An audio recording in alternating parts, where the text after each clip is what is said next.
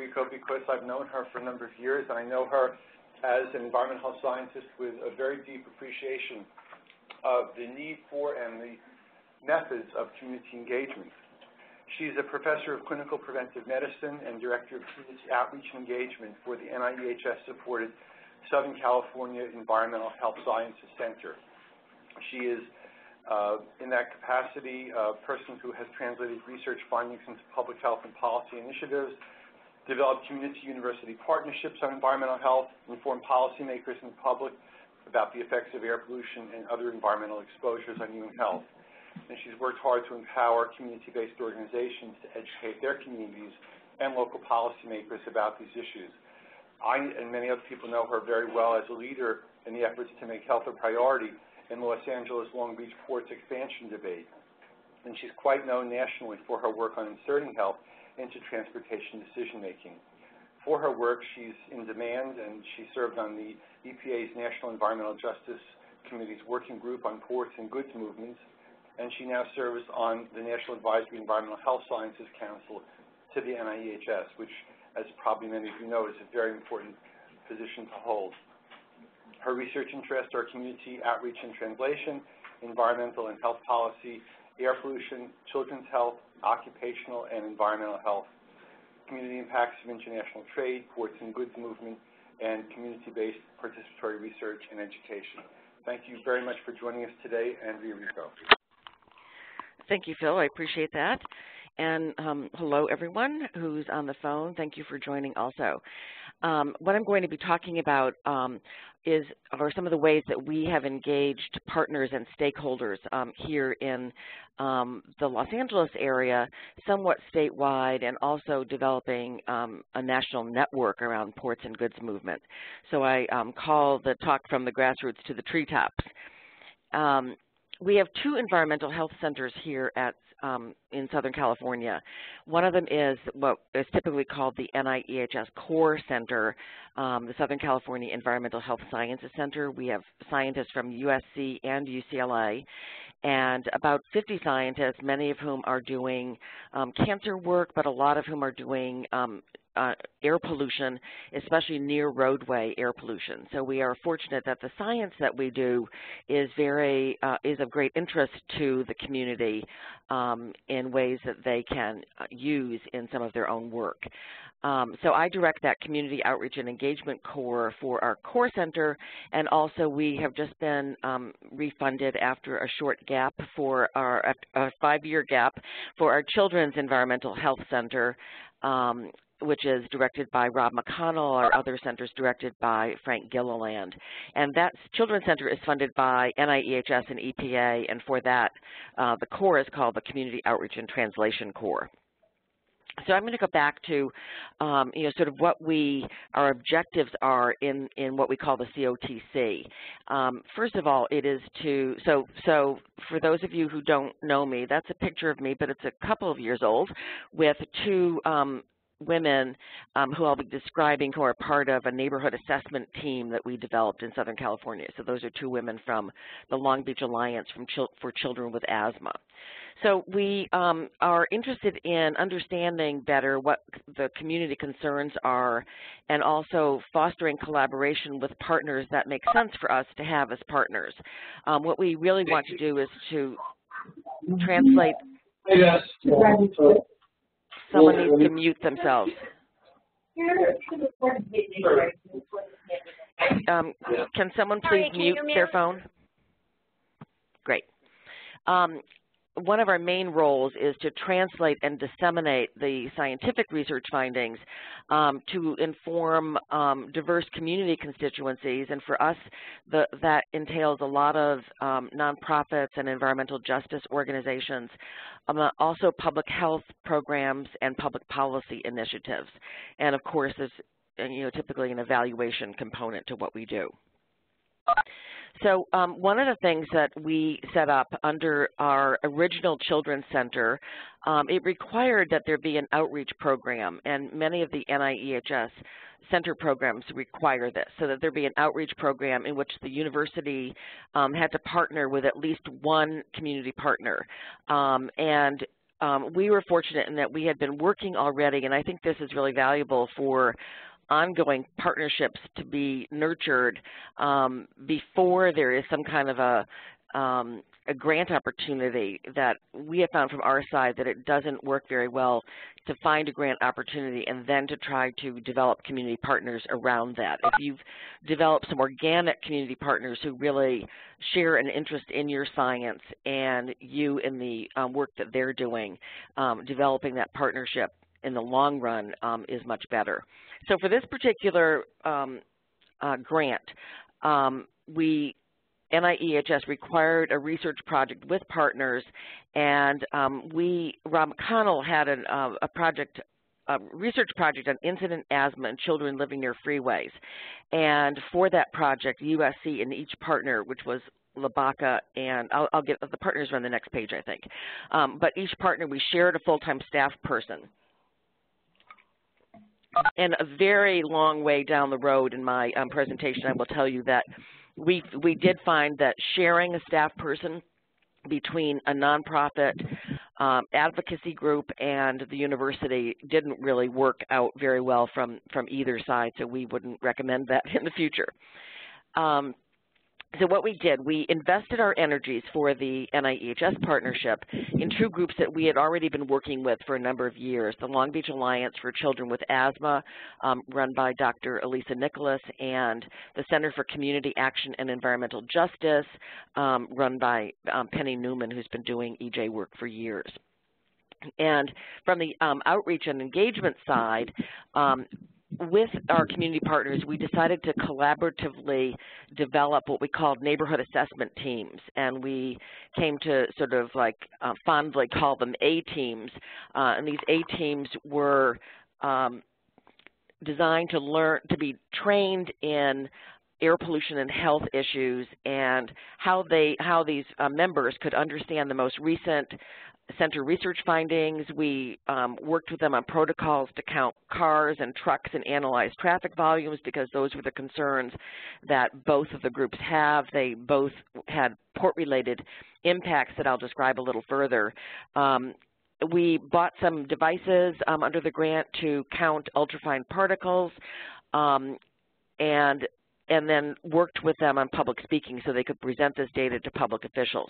We were not trying to create a scientific study by working with these community A-teams. It was more of, from the community side, an organizing tool to help some of their members, people who seemed like they'd be leaders in the community, help them have sort of like almost like a part-time job. We gave them stipends for when they were working on this, and it developed their capacity to understand the science better and then to be able to use that science. So it was partly leadership development, partly community organizing, and partly translation of the scientific results. So we had some of our scientists speak to these community groups so that they better understood what the scientific research findings were, and in particular, the groups are interested in the fact that children who live near busy roads or freeways are more likely to have asthma, more likely to have reduced lung function. And now there are a host of scientific research findings on near roadway health impacts. These were the asthma-related ones that the groups were initially interested in. So the A-teams are comprised of bilingual community residents. They are most often Latinas, mothers of children with asthma, who have little formal education. Some of them may have had education in their home country, but some of them have not graduated from high school, but they've been selected because they have these perceived leadership abilities, and in the same way that they're very much like the promotora model. They're women who are already engaged in their communities with leadership abilities, and they receive stipends from us for their work in this on these A-teams. So here you have some of the women who are coming to a training session to learn how to use that ultrafine particle counter, the P-track device that you see, and they worked with us on developing protocols so that we would go out into the field and count cars and trucks, and everyone would have the same idea of what constituted a truck, the same protocols for where to be, near the road when they were using the ultrafine particle counters, et cetera. So they were particularly interested in a school where children play in the playground and there are trucks going by, and there's also potential for a new rail yard to be built like behind that China shipping truck that you see on your screen. So this is what the Long Beach Alliance chose as their spot that the community wanted to investigate more. Here you have the A-team members at work, so they've now had the training, they understand the protocols, and one woman on the left with the pencil is counting cars and trucks, and the woman in the middle has the P-track device. She's measuring ultrafine particles. And what they found in this hotspot area that they themselves had chosen were that there were 500 trucks in 1 hour going past that local K-8 school. So they then used that information to be able to make a presentation to the LA Board of Harbor Commissioners when they were considering the new rail yard that would be right behind that China shipping truck you saw in the previous picture. And so it was actually the woman on the left in this photo. She said that she testified there were 500 trucks an hour passing by Hudson School. The harbor commissioners were really surprised at that. They thought that seemed like a huge amount. They had no idea. And the woman from the A-team said, no, we're positive. We, have this project that we're doing, and we're sure that there are 500 trucks an hour because we counted each of them. This is like our street science, and we did this. And they argued that building a new rail yard would greatly increase the number of trucks and that truck traffic was already impacting children's health, and they cited the various scientific studies, but also that there were children playing less than 100 feet from all that big rig truck traffic. A-team members have also presented their results at public hearings and at educational sessions. This was a rally that one group held about trying to stop the rail yard expansion. And they've also been engaged here. The woman on the right is with Long Beach Alliance for Children with Asthma. She's talking to a press person at the state capitol about air pollution. 1 second, please. In the other community, in Riverside, they were also concerned about warehouse traffic, and I'll show you a picture in a second of what the warehouses look like. These are, again, port-related. The traffic comes, the ships come into the port, and then each container ends up on a truck. And many of those containers go to warehouses about 50 miles away from the port in Riverside County.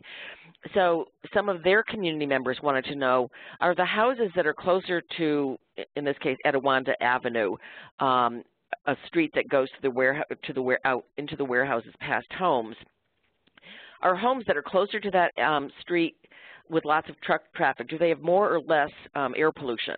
So this is what these huge warehouses look like, and it's hard to tell from this picture that many of the roads leading into the warehouses go by homes and schools.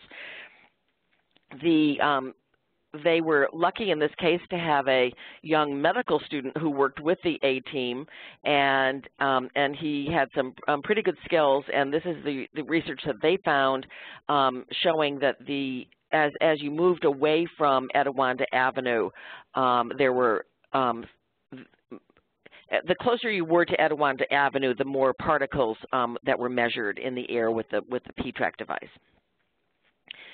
We then got the Long Beach A-team together with the Riverside A-team, and our USC and UCLA scientists spoke to them. We had CCAEJ from Riverside, LBACA, the Alliance for Asthma, and then Environmental Health Coalition, with whom we've worked closely, a great EJ group in San Diego. They also came up for that training.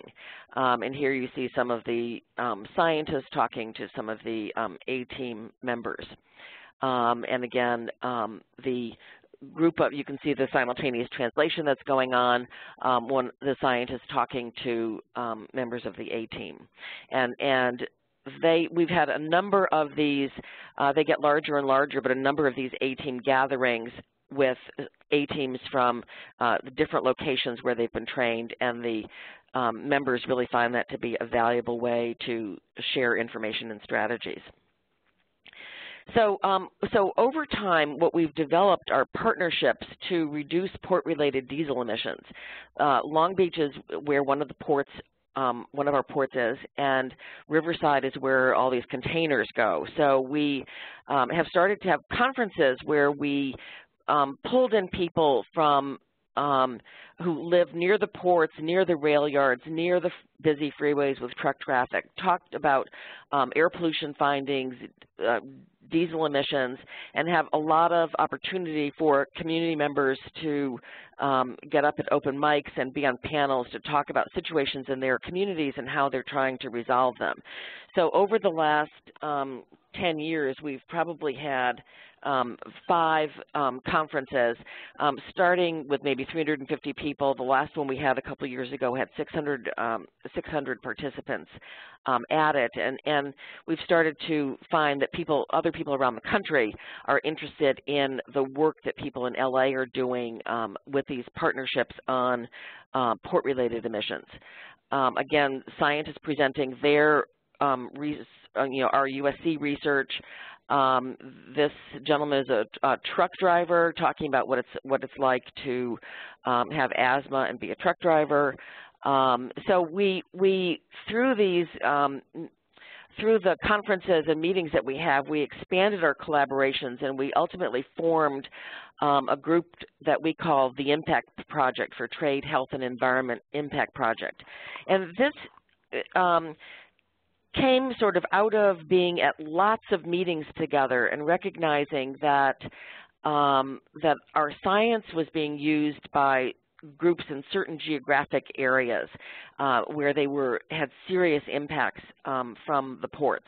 So if you look at the list of our partners, USC was bringing the science. Occidental College has policy professors, environmental policy professors, with whom we've been working. You see CCAEJ that has been very active in the warehouse part of this. And on the bottom, the Long Beach Alliance for Children with Asthma. But then added to our groups were, we kept having constant contact with the Coalition for a Safe Environment, a gentleman named Jesse Marquez from the Port of LA area, and Angelo Logan, who founded a new group called East Yard Communities for Environmental Justice. And his group is based where the rail yards are. So we sort of had this trajectory from the ports of LA and Long Beach, 2 groups, up the freeway, and I'm sorry I don't have a map here, up the freeway to where the rail yards are, and out to Riverside where the warehouses are located. And so we were addressing the impacts and looking at policy solutions in those 4 geographic areas through this Trade, Health, and Environment Impact Project. So this is what our ports look like. In a second, I know that you're working with people in Puerto Rico, and we're hoping that some new partnerships can come out of this talk with people who might be concerned about diesel emissions in San Juan and other port communities. So these are our ports, and we are, through the Impact Project, working with people who have concerns near the ports, near the rail yard. So this is a rail yard in Commerce, and through that smoke, you can see in front of that locomotive there's a green, you'll see some green, and right through that fence above there is the Long Beach Freeway that transports a lot of trucks to either these rail yards or to the warehouses. Again, working with people who live and have concerns about the distribution centers. And part of the idea is that it's not just a port problem, because every single one of these containers on a ship that comes into the Port of LA or Long Beach ends up on a truck or a train, and almost always on a truck even before it gets to a train. So each one of these containers ends up being a moving, like a mobile source of pollution. some of the joint successes that we've had over the last 8 years through these partnerships consist of informing the harbor commissioners of the health effects of diesel exhaust exposure and near roadway exposure to pollution. Not just our groups, of course, but probably about 20 groups in Southern California really worked hard to get the ports to develop a good clean air action plan to reduce diesel emissions with our 2 ports, to develop a clean trucks program where a lot of trucks are being replaced and have been replaced with cleaner engines and filters. And overall, to have a better understanding of the regional nature of this international trade and movement of freight through the region, that it's not just a port problem, it's not just a rail problem, that we really are all in it together. And then what started to happen is that we realized that USC, Occidental College, and our 4 partners out here were developing significant capacity to be able to look at these issues and think about ways to inform the community and to have the community develop more capacity for trying to seek changes at the ports and the rail yards. And so I applied for an NIEHS supplement to our regular grant that allowed us to reach out to other communities around the country. And then the Kresge Foundation has given us funding so that we can do work around the country. And so initially we sponsored a conference in Kansas and another one in South Carolina. I've spoken at a conference and a seminar in Texas. We've done seminars at other NIEHS centers, and then we also have gotten called in to do technical assistance. So as part of that, we are now developing a national network. And if you go to the website that I have up for you, this is the website for the Impact Project, but it would be a way that you could also, one second. Can they contact us by going to that? Is there a contact name there? Yes. So if you go to the Impact Project, you'll be able to contact us. I'm sorry that I don't have my my email up, but we can probably provide that at the end. So the national network now is working with groups in New York, New Jersey, where the Bayonne Bridge is being slated for having its the street bed lifted so that bigger and bigger ships can go under it. We're working with some other ports where there are concerns about the Panama Canal being expanded and what that is going to mean for their ports.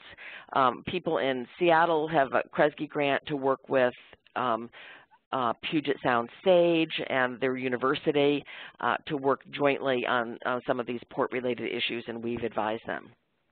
So this national network is moving along, and the Kresge Foundation is very interested in that work. Which brings me to Puerto Rico, and which by its very name is involved in ports. And this map shows the variety of ports that there are in Puerto Rico, with the largest being the Port of San Juan. And I'm imagining that some of the very same issues that we have in Los Angeles, with big ships coming in, you know, with even worse than diesel emissions, what we call bunker fuel emissions coming from the ships, and then these highways that there are to take those goods around San Juan and elsewhere, I'm imagining are a pretty serious problem. I know there is an emission control area around the port of San Juan that EPA has developed that requires the ships to take particular precautions with their emissions when they come into port.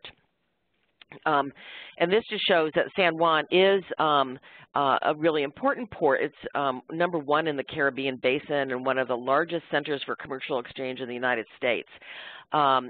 This particular graph from the Ports Authority in Puerto Rico said that the Port of San Juan is in 9th position in North America, but this other chart that I have said that they were 11th. But you can see the tall bars are Los Angeles and Long Beach, and that probably gives you an idea of why we have been working on this issue. Our ports completely dwarf other ports in the country, and if you put those two ports that are right next to each other together, that blue line would go off the page.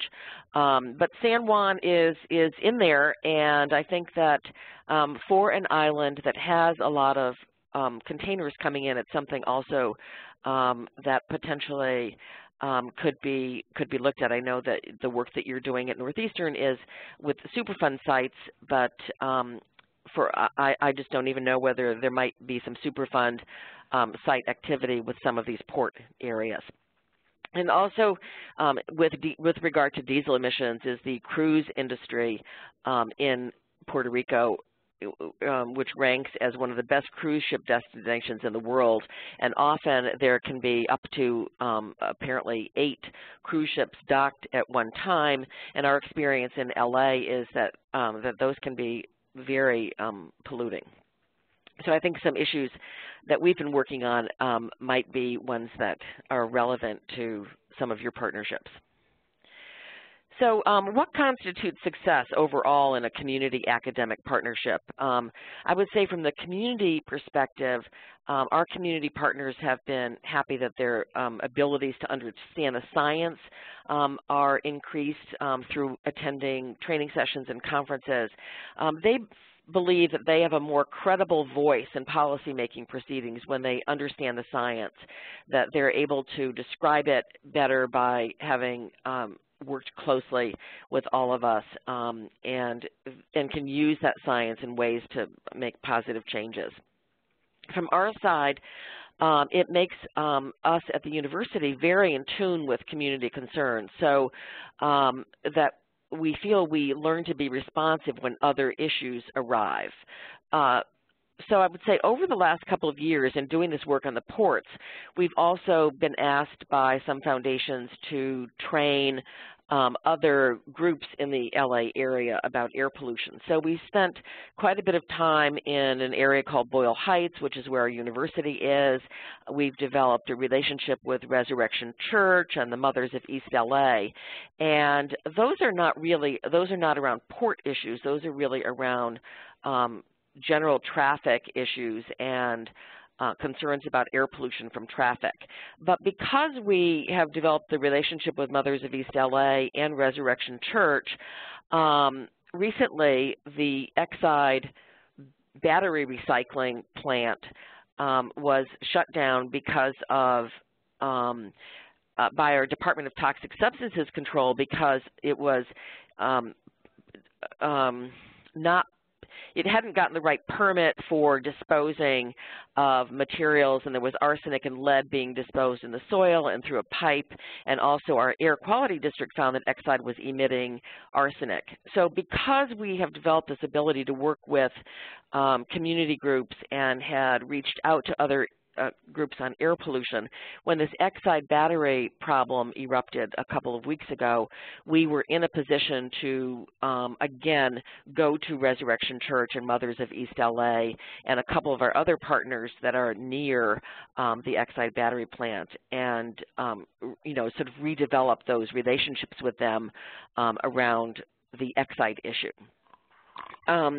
And also some of our scientists have done new studies as a result of the community contacts. We have one of our scientists has done a study on rail yards, and another one did a study of harbor community monitoring, looking at at kids in schools in some of the areas near the ports. So from our side, this has also been a success.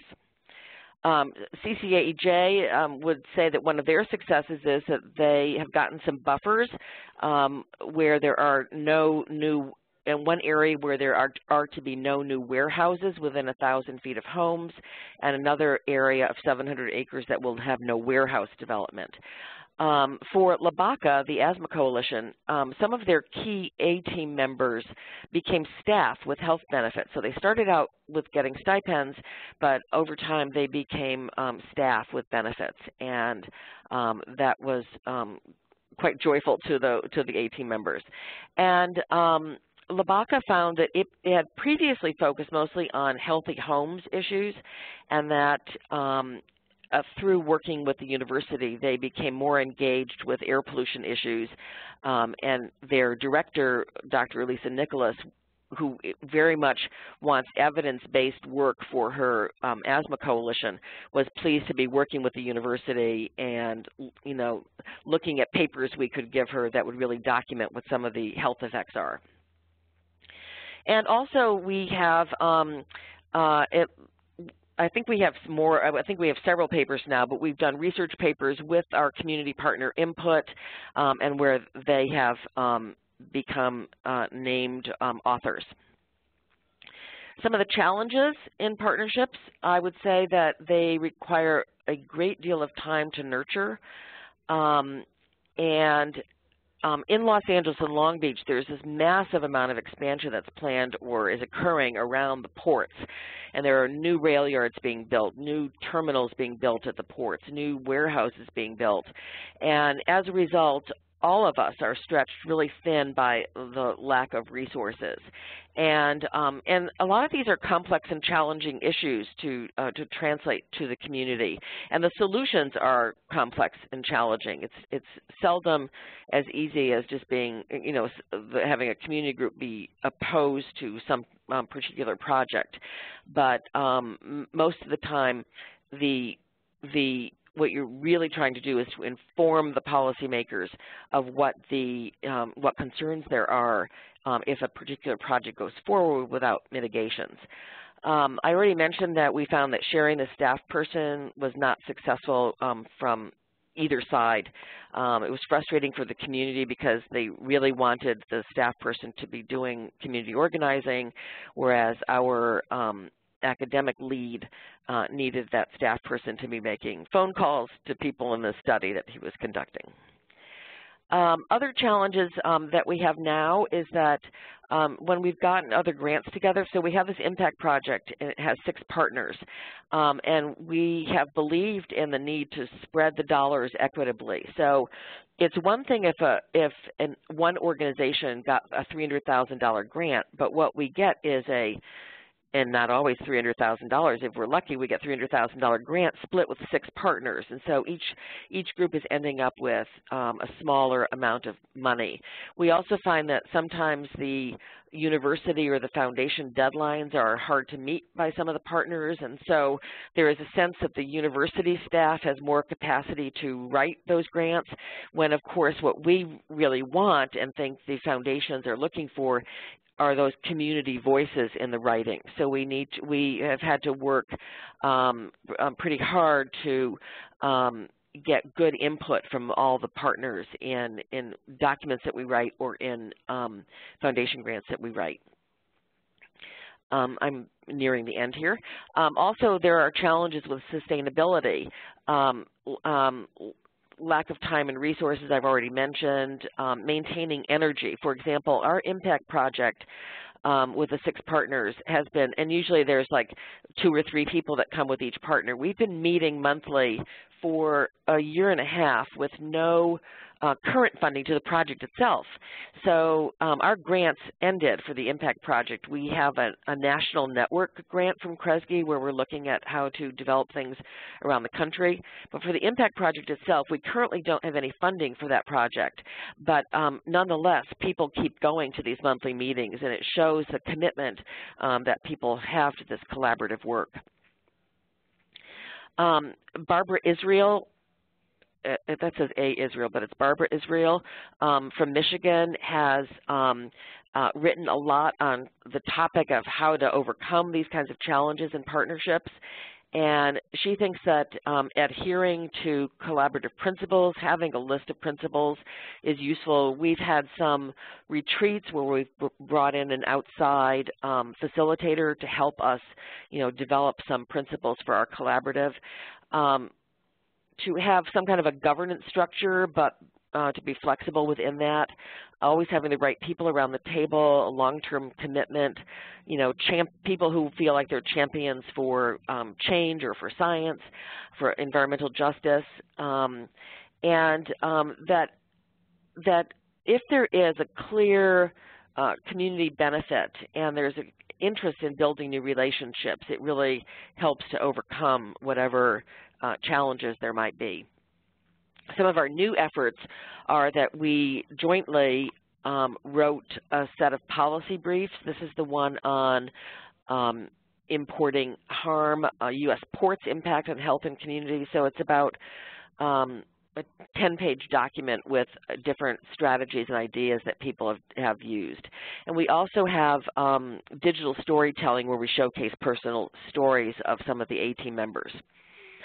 So in summary, we have, from our side, have translated our research findings, done community-based collaborative work to build capacity and empower community residents. Most of the work of the A-team is really around empowering those residents, that our work revolves around environmental justice principles, and a sense that science-based campaigns move policymakers, that policymakers really listen to the science.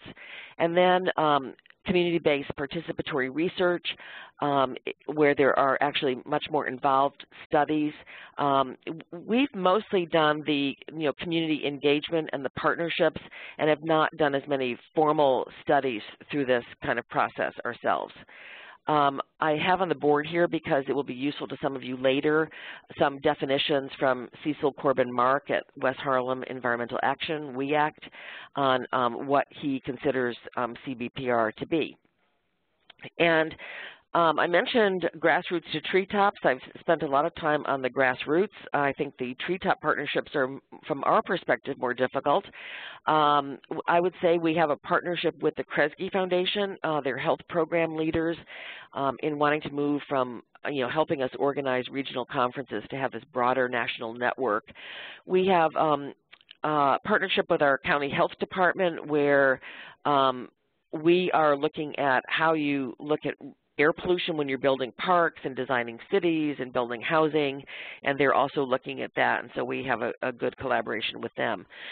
I spent a lot of time on developing relationships with the news media, not just responding to something from them, but really trying to keep a regular conversation going with a number of the reporters who are environmental reporters. That makes them, of course, think of us when a story comes out, but also it means that over time they really get to understand some of the issues in the science better.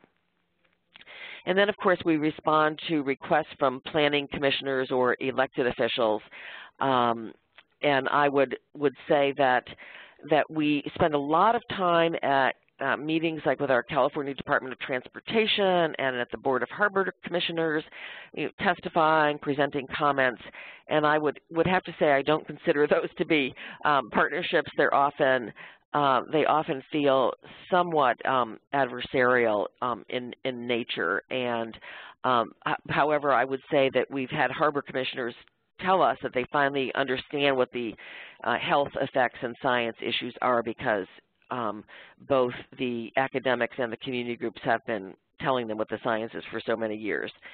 I've put a list of resources here for all of you. I understand this will be posted, and the first is a video, which is I'm going to show you 3 minutes of. I was told I had 45 minutes, so this is perfect in terms of showing you, to give you a little better sense of the A-team work, and then a couple of articles that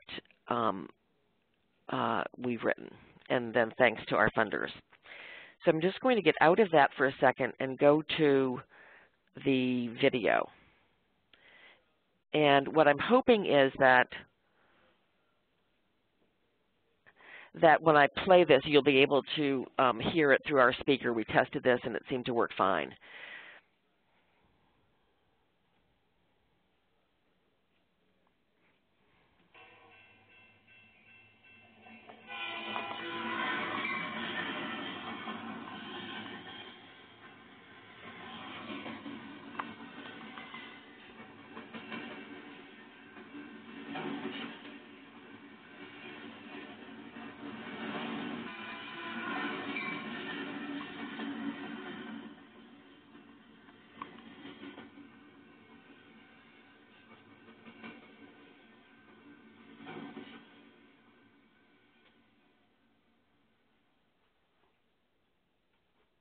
partner in the Impact Project has a neighborhood assessment team called an A-team. The teams are made up of community volunteers who receive leadership training and are trained by USC to monitor traffic and air pollution. Elena Rodriguez has been an A-team member with the Long Beach Alliance for Children with Asthma for 3 years. For 19 years, I have lived in the same neighborhood, but I never realized the enormous harm caused by the pollution in the area. For me, it was normal that there was a bad odor in the air. Normal to find sticky black dust on my patio chairs and inside my house when the windows were left open. LBACA, USC, and the Impact Project showed me the way. They opened my eyes, and I finally saw that the port and the road yard truck and road industries were suffocating us little by little. I went to trainings where I learned to count traffic and measure air pollution in the freeway leading to the road yard. They helped me learn how to understand scientific studies and research results. We even got the chance to go visit another project partner site team in Riverside and share our community stories and strategies.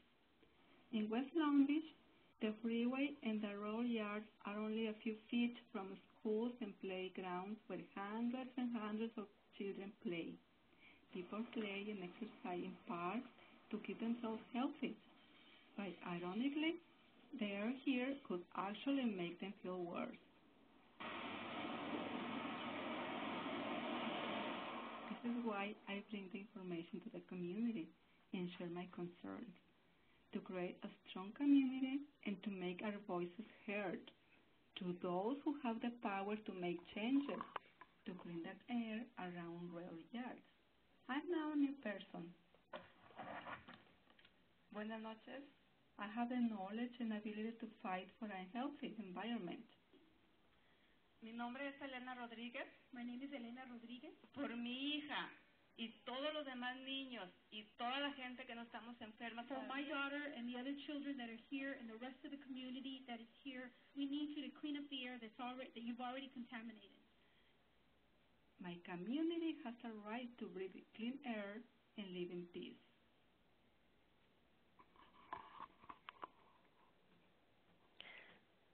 So let us just get out of that for a second. And so that's the end of my presentation. I think that if Kristen wants to organize taking questions. Sure. Thank you very much, Andrea.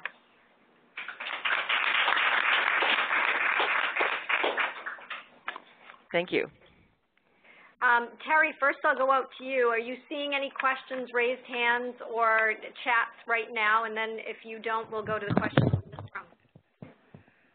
So far, I do not see any questions nor raised hands. So maybe we can go to you guys first, and that'll start some conversation. Okay, that's great. Anybody in the room who'd like to ask a question, if you can come up close to the speaker here, it'd be great. Tom, you might be close now. Okay. Andrea, thank you so much. This is Tom Sheehan in Boston, part of the Protect Training Corps. We really appreciate your kicking off the webinar series this year. It was such a great talk. One question that I had was about engaging constituents, and I wondered if you talk much more about sort of an adversarial relationship with these groups with policymakers. I was wondering if, for example, the Port Authority had any thought of putting community members on as either ex officio or members of a policymaking board, or if really that's not in the cards at all, and it's going to have to continue to be you guys being these campaigners sort of working to affect the policy. Right. Two things have happened. One is that the Port of LA originally had developed a Port Community Advisory Committee, and the Port actually paid for one of our scientists to be an advisor on that committee to the community, and it was really valuable for a number of years. And then and then after the Clean Air Action Plan was passed and the Port kept saying, you know, how much the pollution was reduced, and pollution has been reduced significantly, they felt that there wasn't the need for the Community Advisory Committee anymore, and they abolished it. So that is of pretty serious concern for a lot of the community members. There was one particular rail yard that I mentioned early in my talk, the one that was going to be built on the other side of that China shipping big rig truck. And that rail yard has gone forward. It has been approved by the harbor commissioners, and then it was one of the last things approved by the city council and the mayor before Mayor Villaraigosa left office. So that rail yard got approved to be built right next to homes and schools.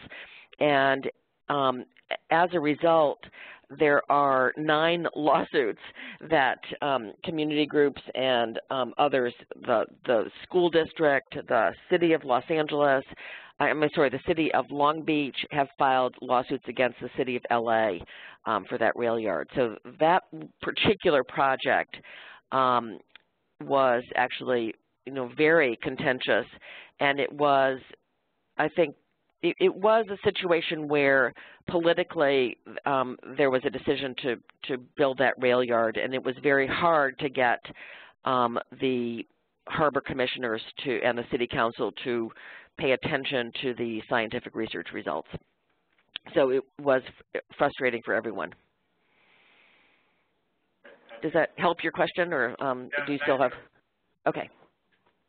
Andrea, Phil Brown here. I want to say, besides this being an amazing talk about the work that you've done out there and the national coalition that you've built, you taught a very important lesson here when you showed us the map of Puerto Rico, because what you did was to say, I'm not just going to talk about the great work we did here, but I'm going to find a way to show how others in the NIEHS and the broader environmental health and justice orbit can get together on this as well. So you really showed us an avenue for us to think about as well. So I just wanted to make the case that that was a really important lesson for us to take forward when we think about the work we do. It's not just for us, but it's for our colleagues in other centers.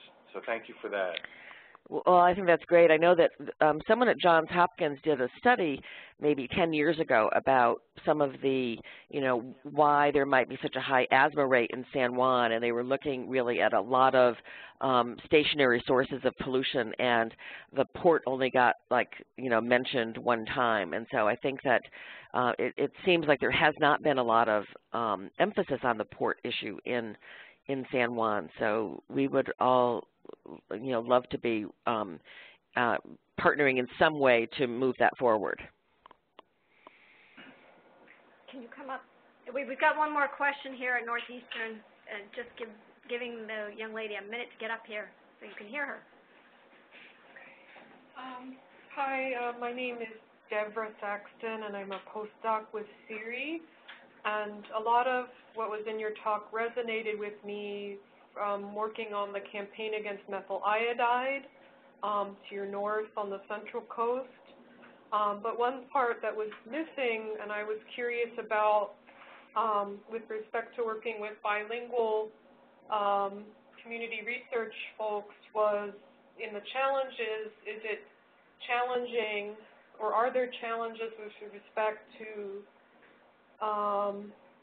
race and gender and kind of the hierarchies of research partnerships and roles and who gets hired, because that's one thing that the pesticide movement doesn't do, is they're not hiring people from the grassroots. So I'm really impressed with that and wondered if you could comment on that dynamic. Well, we actually hired in one of our first studies that we had someone who was a promotora, had been trained in a promotora program with a group out here called Esperanza Community Housing Coalition.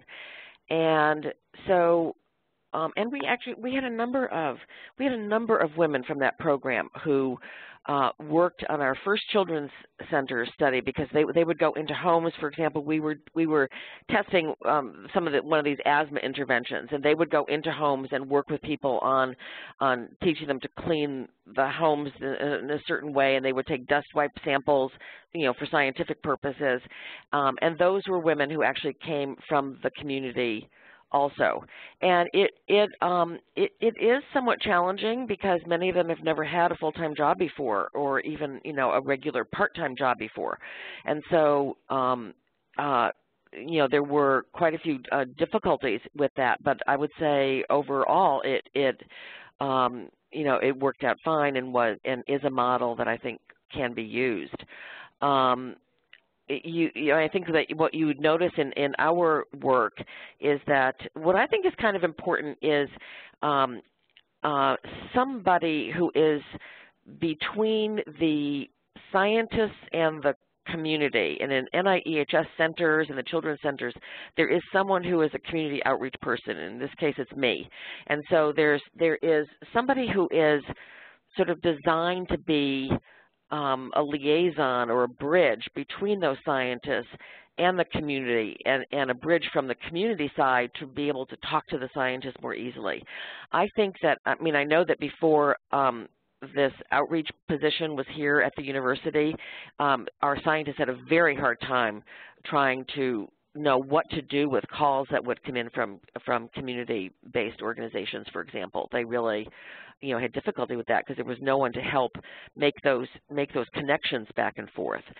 So I think that that's one of the real values in all of the NIEHS centers and Superfund programs, that there, you know, that there's somebody who's in a research translation or community outreach role that can be sort of a buffer in that way. I don't know what you would find from your own experience. I think we have a question online as well. Okay. Yes, we have a question from Kathy Larson from UCSD. Her question is, how do you change the perception or the attitude within the community from we have a problem and there's nothing we can do about it, to we have a problem and we feel empowered that we really can do something about it? Well, I think that you know, from our perspective, we have been fortunate to be working with some of the, you know, best environmental justice groups in the country. I mean, we worked with Environmental Health Coalition that just celebrated, I think EHC celebrated its 30th anniversary, and CCAEJ, the group out in Riverside, is celebrating this week their 35th anniversary. And they were very involved originally in the Stringfellow acid pit, you know, problem decades and decades ago. So I think that we are working with community-based groups that come from this sense of power that they can do something. And so we're collaborating with them, but we are empowering them to understand the science, but their community groups are really, and their leaders are the ones that are empowering them to really think that they can change things and make a difference and be advocates. So, you know, I think it partly depends. That's different if you were partnering with the American Lung Association, for example. I mean, there might be trainings, but there wouldn't be that same sort of, a group like the Lung Association is fighting for cleaner air, but they don't very often get as engaged in a particular issue in a particular community. We have, you know, these excellent long-standing community-based organizations out here that are really have very talented people running them. Not always Latinas or Latinos, not always. I mean, so Penny Newman is a white woman. Angelo Logan is Latino. He doesn't speak Spanish. You know, so we've got an array of different people, but they're all very talented and powerful in their own right in terms of knowing how to organize a community around an issue and finding some part of that issue that they think they really can win on to bolster people to keep in the fight. Is that helpful? Yes, I think so. Are there any other questions here at Northeastern or online? Okay. Thank you very much, Dr. Rico. We appreciate the presentation. And Go ahead. You're very welcome. Thank you. We will make this available online, and I think you said you're also fine with sharing your slides separately. That's correct. Great. Thank you very much. Our next webinar is going to be on November 4th, and it's going to be on risk communication to shareholders in the community. And we will send out information this week on that webinar. So thank you all, and we look forward to seeing you at the next one.